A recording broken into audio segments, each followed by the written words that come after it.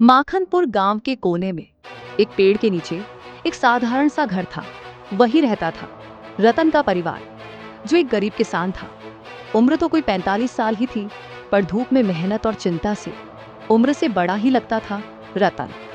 रतन के पास 1 बीघा जमीन थी। वही जमीन उसकी सब कुछ थी।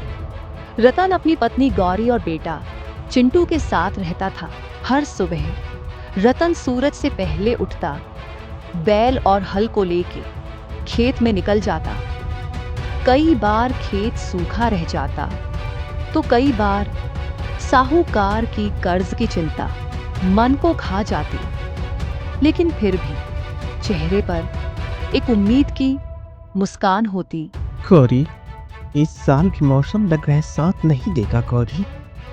इस साल भी कहीं अगर सूखा पड़ गया तो बहुत मुश्किल में पड़ जाएंगे गौरी हम लोग। अभी तक बारिश की कोई उम्मीद नहीं है गौरी। पता नहीं ऊपर वाला हमारी कौन सी परीक्षा ले रहा है गौरी। ये बारिश कब होगी मुझे तो कुछ समझ में नहीं आ रहा है गौरी। आप चिंता मत कीजिए, जो होगा जैसा होगा हम लोग कुछ ना कुछ उपाय कर लेंगे। क्या उपाय कर लेंगे गौरी? अभी तो सेठ का कर्ज भी बाकी है। पता नहीं वो दोबारा हमें देगा कि नहीं देगा। मुझे तो कुछ समझ में नहीं आ रहा है। रतन की चिंता सही साबित होती है और चारों तरफ भयंकर सूखा पड़ जाता है। रतन तो दुख के मारे अपने खेत में एक पेड़ के नीचे ही बैठ जाता है। उसे अब समझ में नहीं आ रहा था कि वो परिवार चलाने के लिए पैसे कहाँ से लाएगा, क्योंकि पिछले साल भी फसल कुछ खास नहीं हुई थी। रतन थक हार के जब उसे कुछ उम्मीद नहीं दिखती है, तो थोड़े पैसे मांगने फिर से सेठ नौरंगी लाल के पास जाता है। सेठ जी, कुछ पैसे मिल जाते तो बड़ी मेहरबानी होती। कुछ हमारे पास बचा नहीं है और इतना सूखा पड़ा हुआ है कि इस बार तो कुछ फसल ही नहीं होगी। अभी तो खेत में जोत भी नहीं पाया हूँ सेठ जी। पूरे खेत फट गए हैं सेठ जी। कुछ समझ में नहीं आ रहा है। कुछ मदद कीजिए सेठ जी। अरे रतन, मैं तुम्हें कितना उधार दूं? अब मैं थक गया हूँ रतन। अब जब तक तुम पुराने पैसे नहीं लौटाओगे, अब मैं उधार नहीं दे सकता। अगर तुमको और पैसे चाहिए तो तुम्हारी बीवी और बच्चा मेरे यहाँ भेजो, वो मेरे यहाँ काम करेंगे। जब पैसे लौटाओगे तब बीवी और बच्चों को लेके जाना। भाई, तुम्हारा खेत तो अब सूख रहा है, कुछ फसल तो होगी नहीं, तो हम तुम्हें पैसे कैसे दे रतन? तुम्हारे पास कुछ है ऐसा सामान जो तुम दे सकते हो तो दो, तो मैं कुछ पैसे दूंगा। बीवी और बच्चा तो नहीं रह सकता सेठ जी। हाँ, जरूर कुछ मैं इंतजाम करता हूँ। मैं थोड़ी देर में आता हूँ, फिर आपसे मैं बात करता हूँ सेठ जी। मैं थोड़ी देर में आता हूँ। रतन उदास होकर घर लौट जाता है कि आखिर सेठ नौरंगी लाल को क्या दे कि वो थोड़े पैसे दे, जिससे कुछ दिन काम चले और वो कहीं मेहनत करके कुछ पैसे कमाए। गौरी, अब जो भी तुम्हारे पास जो थोड़ा बहुत सोना है वही दे दो गौरी। वही ले जाके मैं सेठ को दे देता हूँ, तभी वो कुछ पैसे देगा गौरी। उसी पैसे से तुम लोग कुछ दिन काम चलाना। मैं शहर जा रहा हूँ गौरी, वहां से कुछ पैसे लेके आऊंगा। फिर हमारा जीवन फिर से अच्छा हो जाएगा गौरी। बस कुछ दिनों की बात है गौरी। आपको तो पता ही है, ले देखिए वही 2 सोने के कंगन है अपने पास। अगर वो भी दे दिया तो कुछ भी नहीं बचेगा मेरे पास। अभी हमारी परिस्थिति ऐसी है कि सोने के कंगन ही हमारे काम आएंगे। ये कंगन ले जाके मैं सेठ को दे देता हूँ। जो पैसे मिलेगा कुछ दिन काम चलाना। हमें किसी भी हाल में चिंटू को पढ़ाना है। मैं शहर जाऊंगा, वहां से भी कुछ पैसे भेजूंगा। फिर जैसे ही थोड़े पैसे ज्यादा हो जाएंगे मैं वापस आ जाऊंगा। ठीक है, आप जो कर रहे हैं सही कर रहे हैं। ले लीजिए कंगन और दे दीजिए सेठ को। रतन अपनी पत्नी गौरी से सोने के कंगन लेके सेठ नौरंगी लाल के यहाँ चल देता है।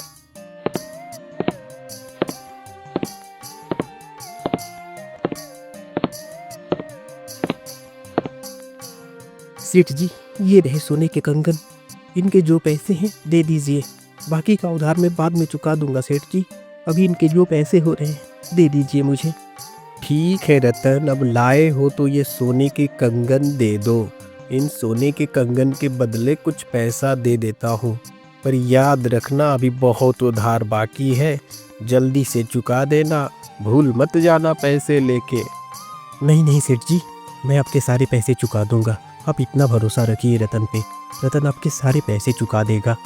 रतन सेठ नौरंगी लाल को सोने के कंगन दे देता है और सेठ भी उसे कुछ पैसे दे देता है।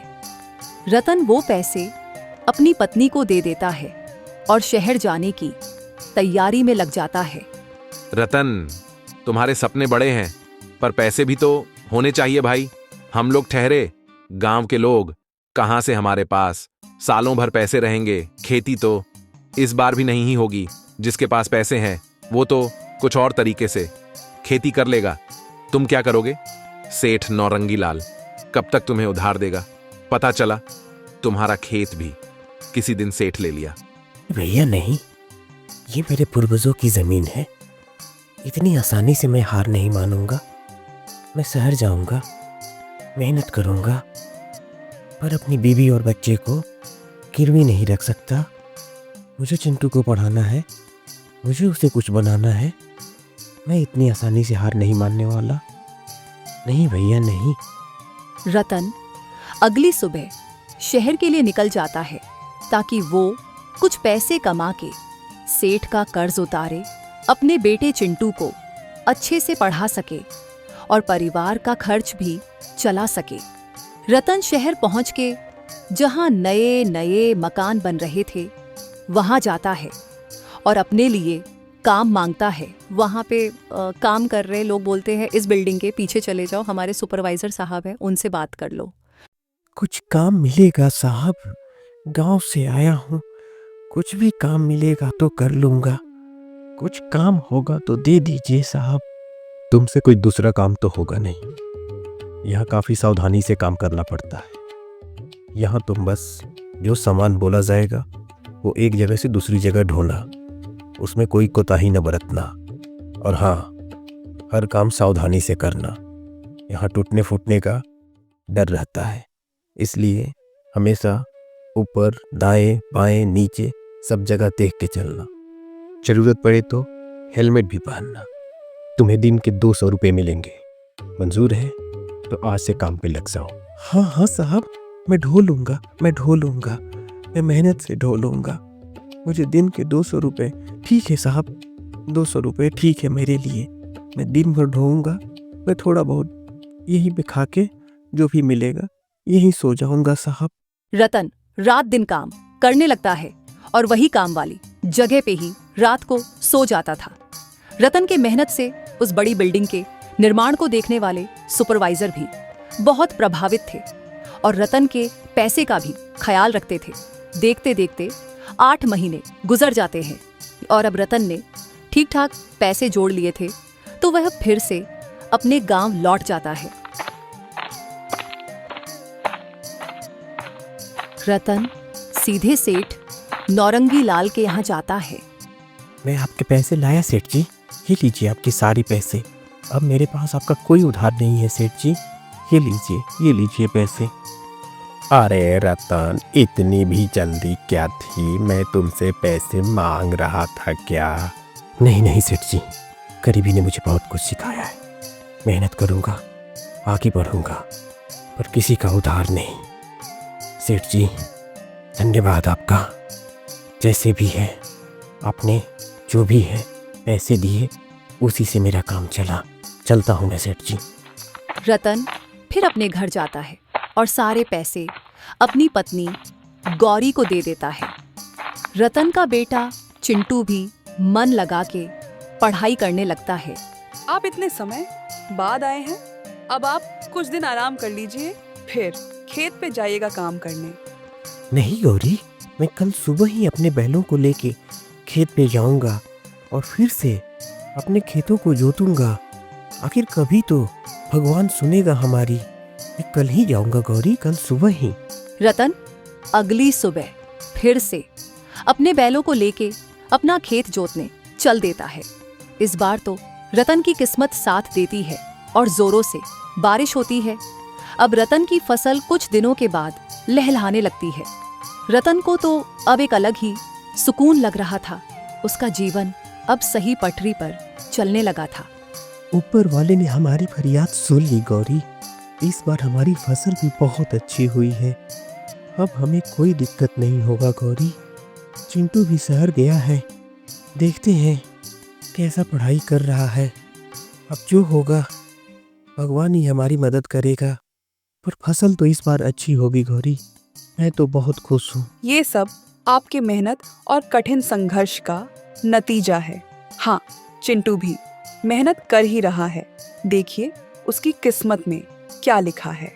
धीरे धीरे समय बीतता है।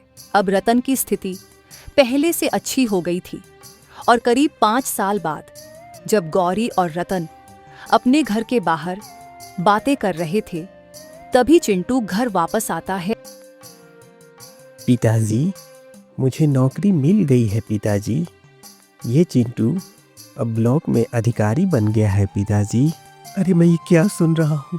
अरे सुन रही हो चिंटू की माँ, हमारा बेटा अधिकारी बन गया। अब मैं जाके गांव वालों को बताऊंगा अपना चिंटू अधिकारी बन गया। एक मामूली किसान का बेटा अधिकारी बन गया। हे ऊपर वाले, तेरे घर में देर है पर अंधेर नहीं। गरीबी कोई अभिशाप नहीं। सच्ची मेहनत और ईमानदारी हो तो किस्मत भी सर झुका देती है। और भी रोचक कहानियों के लिए इस चैनल को लाइक, शेयर और सब्सक्राइब जरूर करें। नमस्कार।